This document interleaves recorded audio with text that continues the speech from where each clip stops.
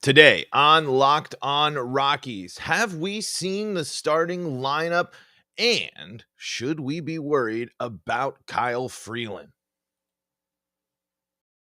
You are Locked On Rockies, your daily Colorado Rockies podcast, part of the Locked On Podcast Network, your team every day.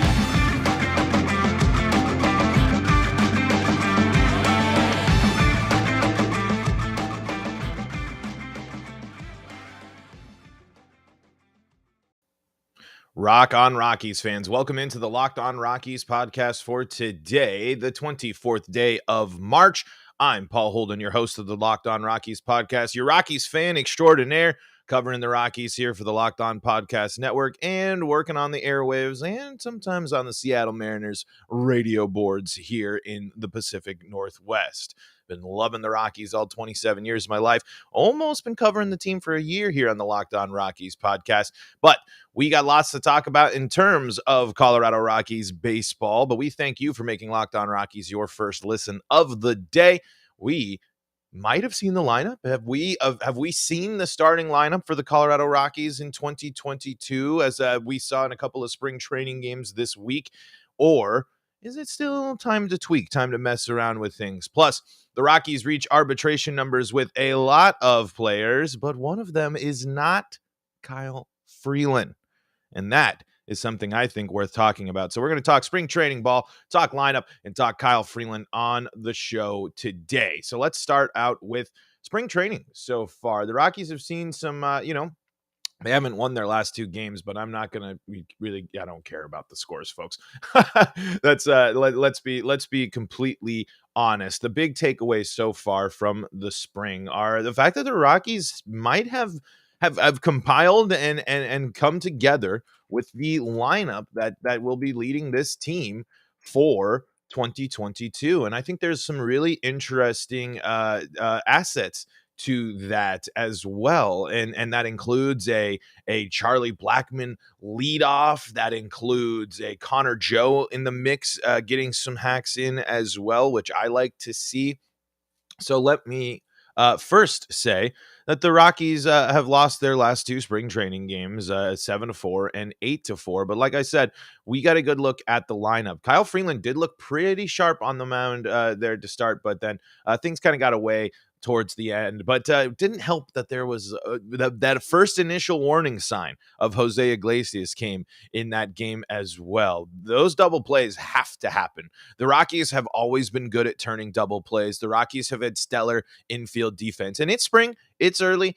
Iglesias and Rogers haven't had really any time to work together. So it's just something that we just need to keep our eyes on. Because remember, Iglesias was poor as a defender last year. He was not a good defender whatsoever, and that is going to be a major step down. Trevor Story might have had a down year defensively, but he was still really good as a defender, and especially saving runs, keeping the ball in front of him, and helping Rogers turn double plays. So that is something that's one of the early warning signs that we can't ignore when it's coming to the Rockies' new shortstop. Iglesias needs to be better than that, but again, I'm pretty sure that was the first game, or maybe even the second game, that those two have shared the middle of the infield together. It's still early March. It's not anything to be really worried about. It's just one of those factors that you need to look at and you need to consider, at least when you're taking away early takeaways from the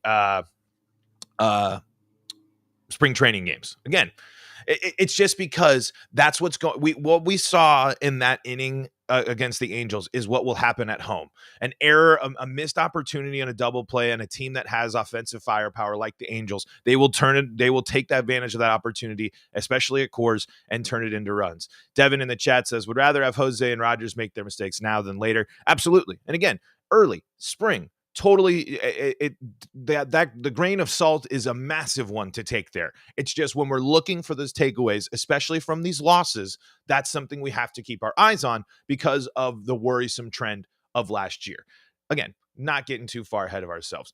The whole lineup, however, this is how it looked. This is how it turned out before they started making the subs. And this is what a lot of beat reporters and a lot of people were saying was good chance to be the starting lineup for the Rockies here in 2022. Charlie Blackmon leads off, then Chris Bryant, Ryan McMahon, CJ Cron, Brendan Rodgers, Elias Diaz, Connor Joe in the DH, Jose Iglesias, and Sam Hilliard.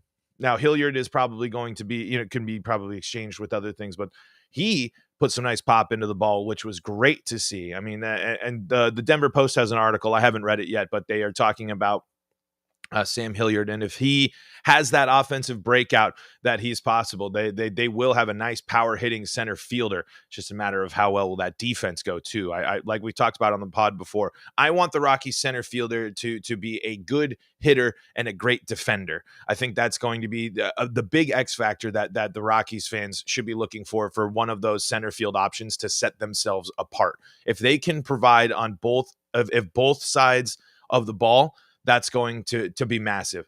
With this lineup construction, I would do things differently. I mean, Charlie Blackmon loves to lead off. I appreciate the loyalty to Charlie Blackmon, but I think he would just be better to be deeper in the lineup to help kind of build around. I think Connor Joe, and especially with Connor Joe's approach and discipline at the plate, and I'm pretty sure his OPS was massive, and and all those getting on base stats, not necessarily just hitting focus, but getting on base and transferring bases. Connor Joe's was really, really good. That was one of the big things that people enjoyed about Connor Joe. So I would move Joe higher in the lineup because I'd like to see him and his speed up there as well. And I'd like Blackmon to have the opportunity to knock runners in. I think the Rockies have far too much speed to rely on Bryant and Blackmon at the top of the order when they can have someone that's speedy to use a hit and run, to use stolen bases, to use the speed, and then let the batters hit them around and kind of take a Bowser and Mario baseball approach. If for those that don't know, Bowser in Mario baseball, he gets hit all the time. If you have that big offensive threat, he's gonna get hit, or he's got that home run potential, but you want some speedy people in front of him to open up some opportunities and get runners on base. And then you can really take advantage of some opportunities. Real life baseball, it's just like Mario baseball. Devin in the live chat says CJ Cron batting cleanup personally. CJ Cron, I think, needs to continue to be in the mindset and the role that he played last year. I think that we can't ask too much from CJ Cron, and he does lead off, or he did bat in the 4 spot here. That is what the Rockies are hoping for. I want CJ Cron to produce like he did last year, and I just hope that this added pressure of the Rockies need him to be that guy doesn't lead to something that it could just be a mindset thing, but we do have CJ Cron batting 4 here, according to at least this Rockies Angels lineup, which a lot of people refer to as the starting lineup. Lots more lineup talk. I want to keep talking about lineup construction here and where we like certain pieces and if people should move around, maybe talk a little bit about the Rockies approach to the DH. But before I do that, folks, BetOnline, no better place. Sweet 16 action is tonight. So make sure that you are winning some money and heading on over to betonline.net, and you can win some money on all the college basketball action and get in on some Rockies future bets if you want to get in on the Rockies future. Like I said, we did a whole episode earlier I think it was it this week? Yeah, it was earlier this week on Monday about the current future total for the Rockies on BetOnline. 68.5. I'd go mash that over, folks. I'm pretty sure that's going to be a pretty easy bet. I don't know if you want to take the Charlie Blackmon for the MVP odds, but hey, if you want to put down a fun bet, why not? I think they also just released the playoff odds as well. So if you really believe, I know my buddy Devin here in the live chat loves these Rockies. If you think this Rockies team is going to shock the world and make the playoffs, go win some money with BetOnline. Not just basketball and baseball, BetOnline is your continued source for all your sporting wagering information needs, including live betting and your favorite Vegas casino games. Head to the website today or use your mobile device to learn more about the trends in action. That's at BetOnline. BetOnline, where the game starts. All right. So lineup construction. Rockies in spring training. Again, what a lot of people are speculating, this game against the Angels was a look at the Rockies and what their approach to the opening day lineup. Charlie Blackmon leading off in right, Chris Bryant in left, Ryan McMahon at third, batting three, CJ Cron at the in the 4 hole, playing first, Brendan Rodgers 5 at second, Elias Diaz batting 6 at catcher, and then Connor Joe batting 7 to DH, Jose Iglesias 8 at short, and Sam Hilliard in center field. Sam Hilliard will make an interesting case if he's able to put a pop into the ball and make himself rise up into the lineup. But man, the DH just provides such an interesting layer for the Rockies this year. I have to imagine that they were one of the teams pushing the hardest for this, because I think this is going to be a huge benefit for the Rockies. I love the fact, I love German Marquez, and here's the thing: I think he will bat this year. I think German Marquez and Kyle Freeland will both get at bats this year. Don't know how much you'll see Senza, and I don't know how much you'll see Gomber get some hacks, but I would not be surprised if both Kyle Freeland and German Marquez take some hacks this year. However, this allows the Rockies to figure out and use those players that they haven't been able to find spots for. Thank God that Connor Joe is being kept in mind to get at bats. I want to see what, and it's so good and a benefit to the Rockies that Connor Joe and Sam Hilliard can be in the lineup at the same time to figure out more about this stuff, to figure out the approach that you can take as the Rockies, to have Connor Joe be able to play multiple different positions to bounce around to fill in. And then that opens up your DH spot to either have Sam Hilliard drop into in DH and allow fresh legs in center field with some of these younger, with the other players, including, your Tapias, your Dazas, your Hampsons, and, but that is the big question. Raimel Tapia has played a big role in this lineup, and I know he got to camp late as well. So we'll see throughout the rest of spring where the Rockies are putting Raimel Tapia, what that means for him, because they did avoid they did reach a deal with Raimel Tapia. He was, I believe he got his 1-year arbitration deal along with a bunch of other Rockies. And we'll talk more about that in just a little bit, especially when it comes to Kyle Freeland. But that's the other interesting thing. And another way where the Rockies, I think, will experiment with different lineup combinations this year, because I don't think this idea of Charlie Blackmon playing right field is going to stick the entire season. I think I got too far ahead of myself and thought that they were immediately going to make the switch from Charlie Blackmon. I think they need to see it a little bit more and let Charlie kind of understand a little bit more and get into that role so you can actually use the better defensive pieces that you have. So that's one thing that we'll have to keep in mind for the Rockies this upcoming season, and with this new roster slot with the DH. How will the Rockies use it? Is the Rockies' plan right now to hope that Connor Joe is the main focus for their DH and then be able to plug Joe in throughout the field as the utility player he is? If you want CJ Cron to have a night off from the field and have him just bat, Connor Joe can play there. Is Chris Bryant going to play any first base at all this year, as well as Joe's ability to play really anywhere in the outfield? But Sam Hilliard bringing his bat to the yard in a spring training game is a great, great sign for the Rockies. He is an interesting player to watch for the club this year.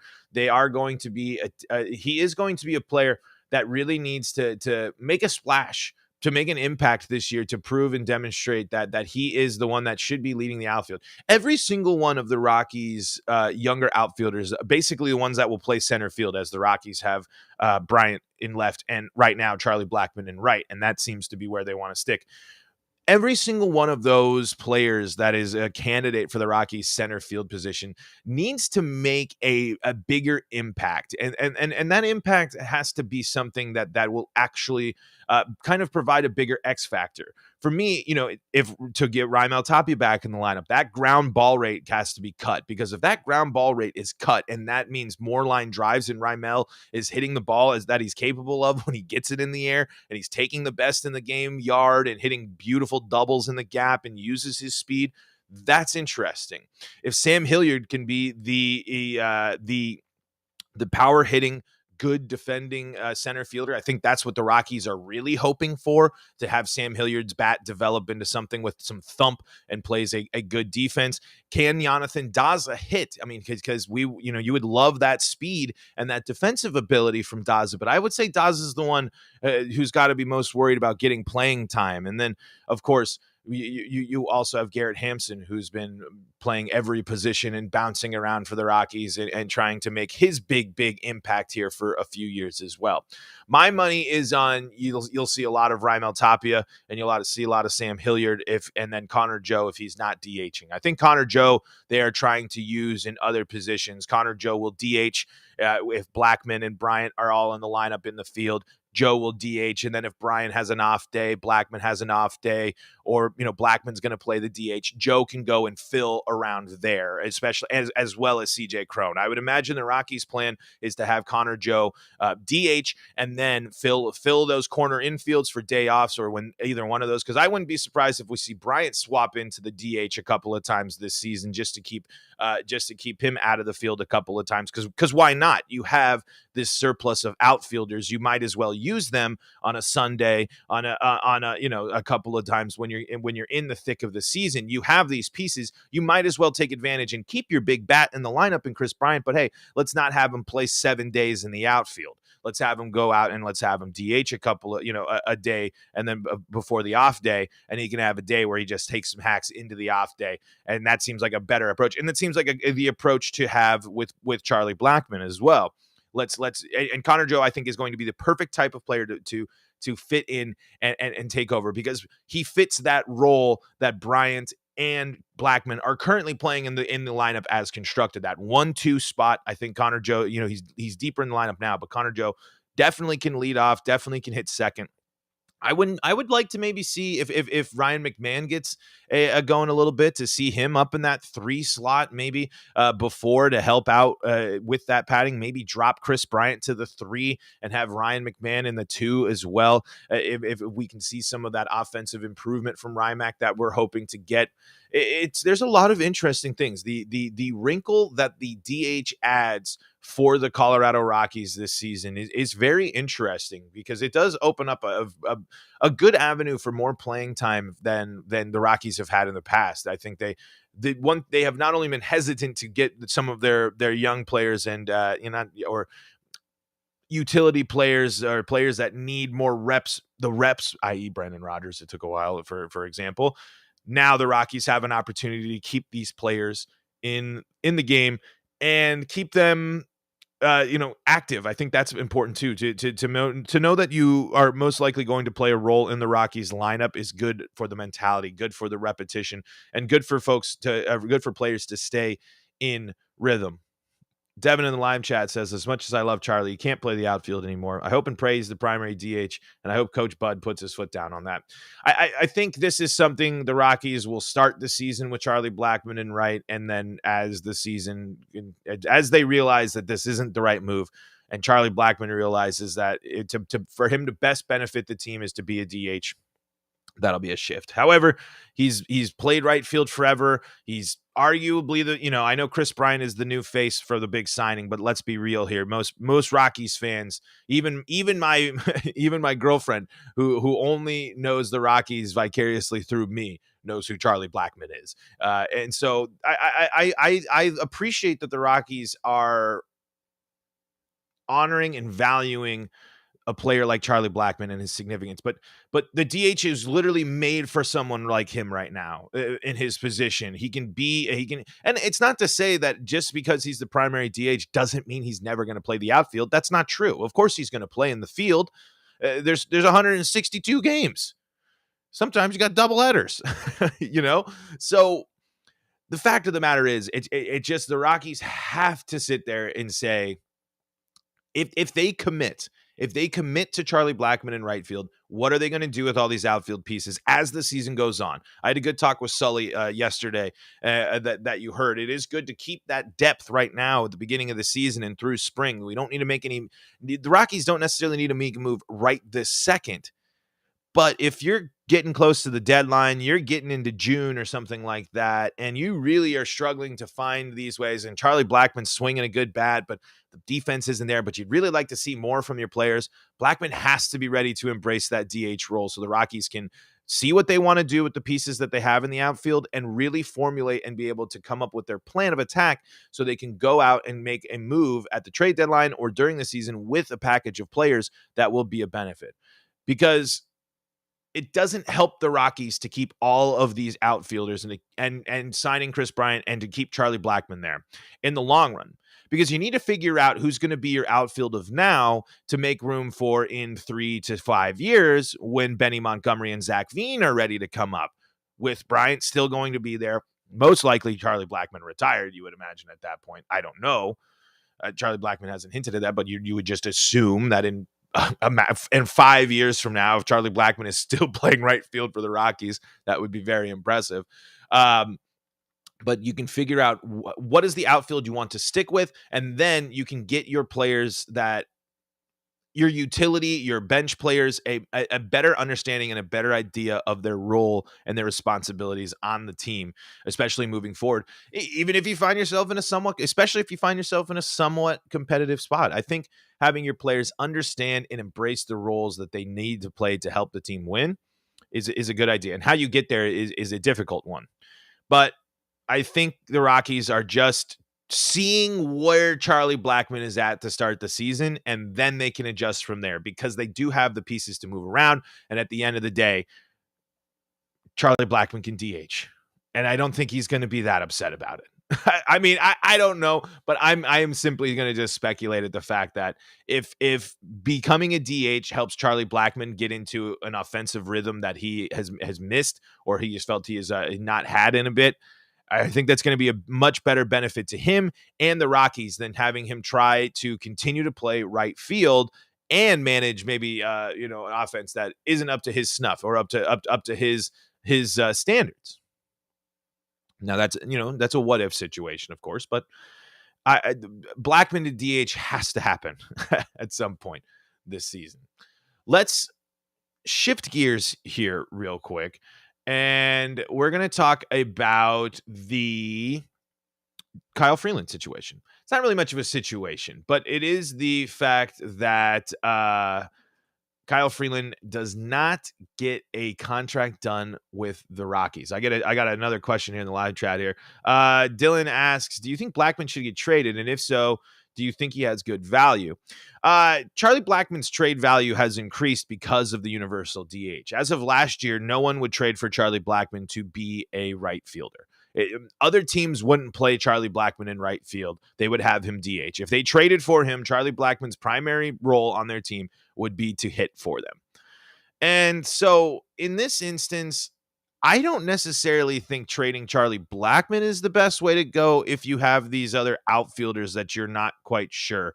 And I think his value might get you some stuff, but if the Rockies felt like they couldn't get a good enough deal for John Gray and Trevor Story, well, I guess it was really just Trevor Story because they weren't going to trade John Gray. Whole other thing there. I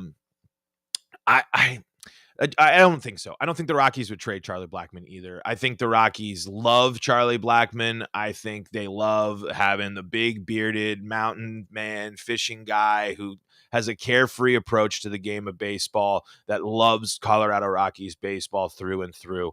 I don't necessarily know you would get a good enough haul back for Charlie Blackmon that would justify not having what I think he provides to the team too, which is good, solid Rockies experience and leadership. And I think he would be someone that's really beneficial to have with the team as this new outfield core develops and the top prospects in the system being outfielders. I think Benny Montgomery and Charlie Blackmon being close is a really good thing. I think Benny Montgomery's personality and what we've heard from Benny, I know he's younger and he's still in, he just came out of high school and stuff, but I think a player like Benny with a unique approach to the game and a unique style that he has for the game mixed with Charlie Blackmon, someone who's done that his entire career and has only further embraced the Charlie Blackmon version of baseball.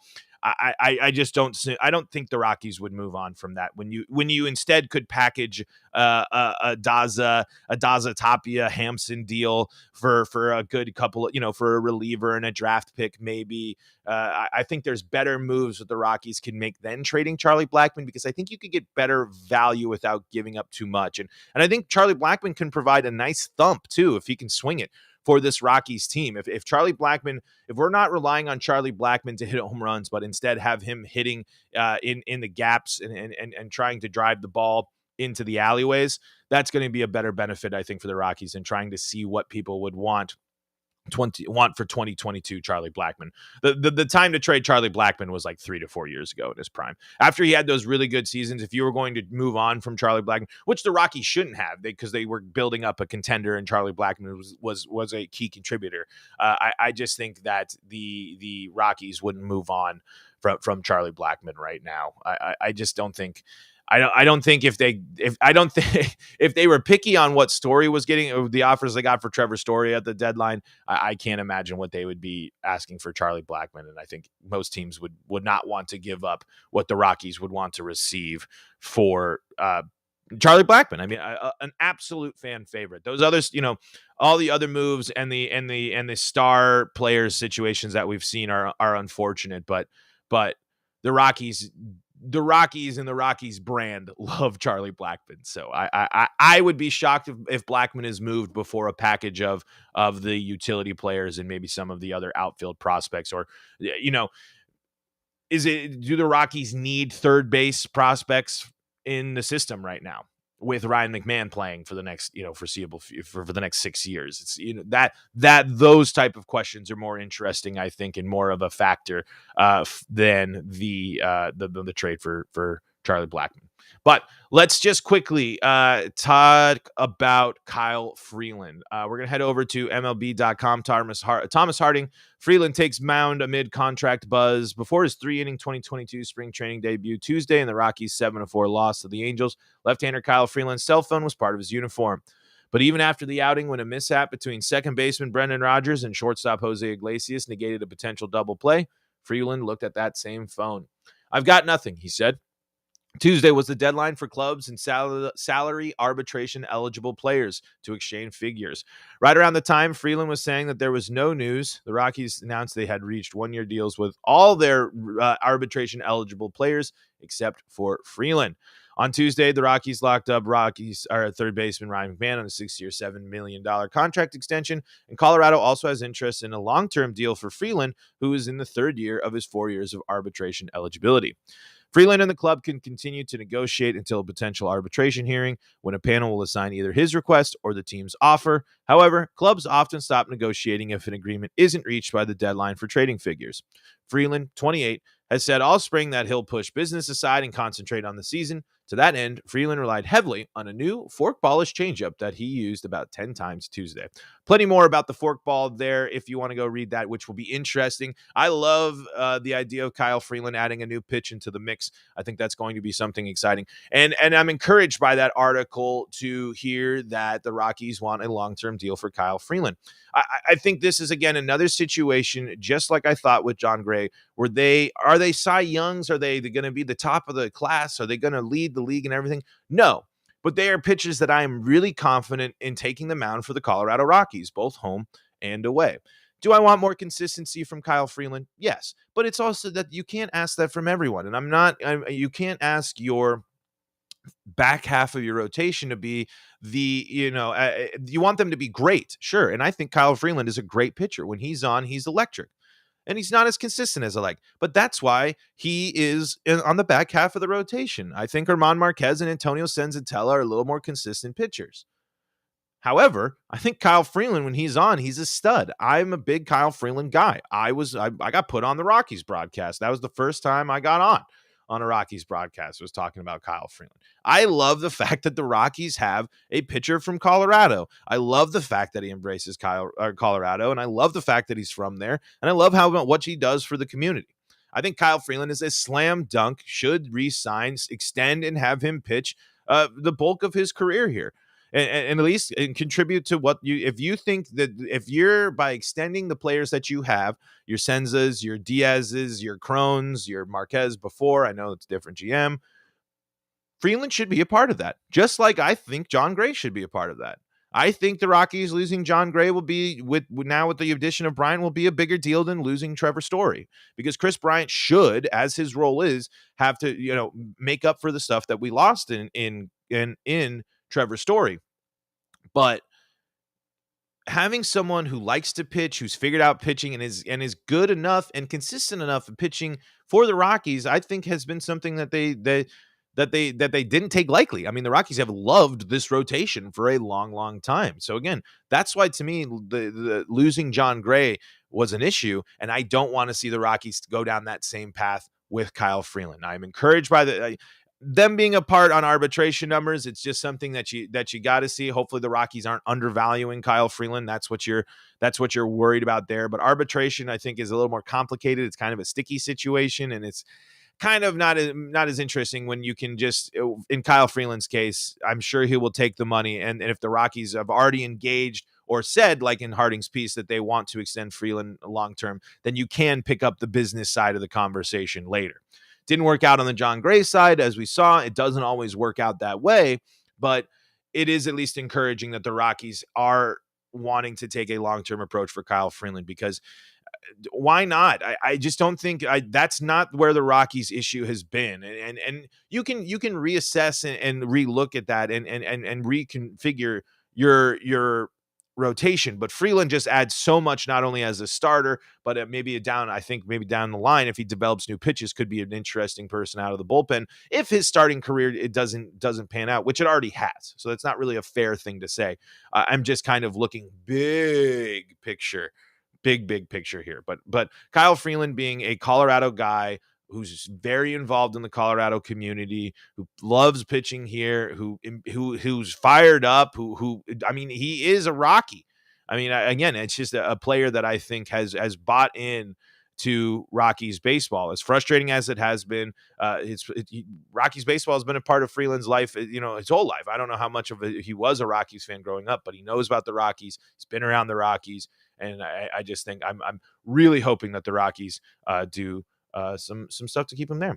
I just realized I didn't have my name up the entire time. So if you're new catching the show, that's me. I'm Paul Holden 33 on Twitter, and Paul Holden, your host of the Locked On Rockies podcast. And that's going to do it for today's episode. We'll be back in action tomorrow with more Rockies talk. A little fun Friday, kind of break it down light and easy as we continue to roll on towards the regular season. Hey, thanks for making us your first listen of the day. But I got two recommendations for you, because I forgot to do it earlier. Two great MLB podcasts for you to check out on the Locked On MLB network of podcasts. The Locked On MLB Prospects and Locked On MLB podcast are two wonderful shows hosted by two incredibly knowledgeable hosts. They are really, really, really, really smart, and they know what they're talking about. Especially, we had such a great talk with Lindsay of Locked On MLB Prospects, and it won't be the last time. But yeah, check out those shows. You can find us free and streaming on all your favorite streaming services. We're also on YouTube. I would love your subscription there. We're so close to 100 subscribers. If you haven't subscribed to the YouTube channel, that's where you can get the video podcast and be in the live chat like Devin was, like Dylan was today, asking questions live on the show. And guess what? I'll answer them, because we're recording our podcasts live on YouTube throughout the season. And maybe we can see what you folks want. I like the mornings work a little bit better for me, but maybe we'll do post-game pods and all sorts of stuff like that. But subscribe to that YouTube channel. Follow us on Twitter at LO Rockies. I'm at Paul Holden 33. And until next time, folks, this is Paul Holden saying so long from the Locked On Rockies podcast.